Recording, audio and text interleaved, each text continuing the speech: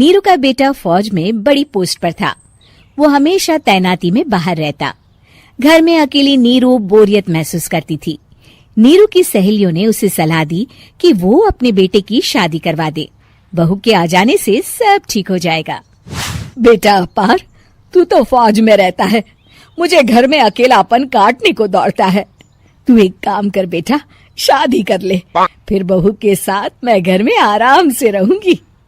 क्या माँ, मैं जब तक मेजर नहीं बन जाता शादी नहीं करूंगा।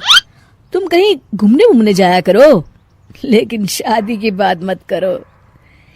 इतना कहकर अपार वहां से चला जाता है, लेकिन जाते वक्त उसे माँ की भी चिंता रहती है।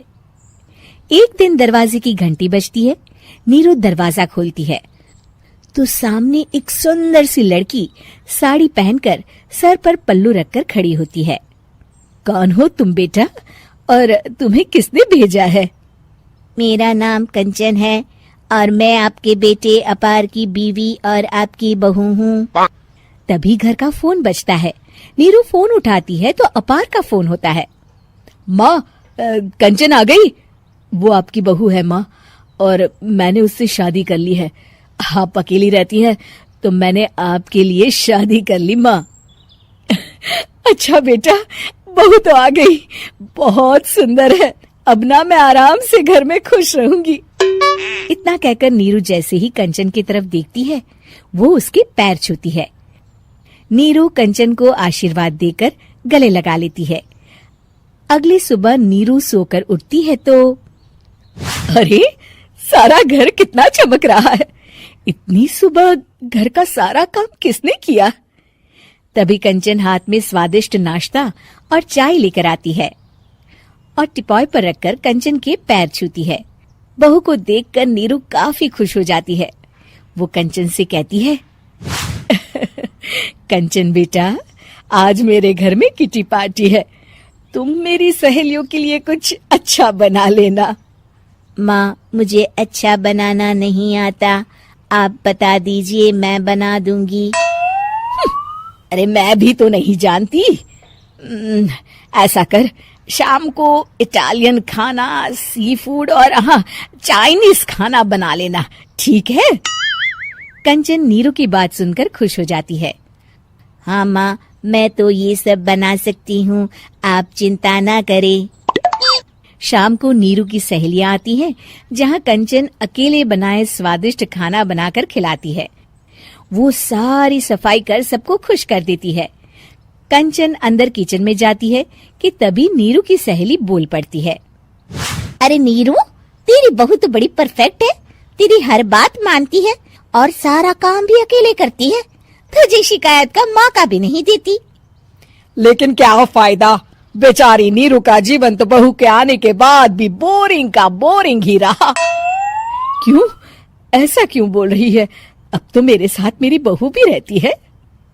हाँ, रहती तो है, लेकिन मैं ऐसी लड़कियों को बहुत अच्छे से जानती हूँ।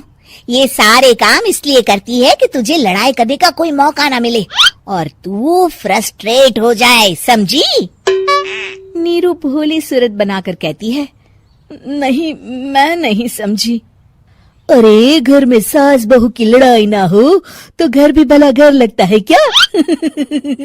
मेरे घर में ही ले ले, सुबह से बहू के साथ लड़ाई में इतनी चहल पहल रहती है कि मन हमारा भी लगा रहता है और पड़ोसियों का भी। नीरू मन में सोचती है, बात तो सही है, अगर ये मेरी शिकायत के बिना ही हर काम कर देगी तो मैं क्या करूंगी? रात को नीरू सोने के लिए कमरे में जाती है, जहाँ कंचन उसके पैर दबाने लगती है।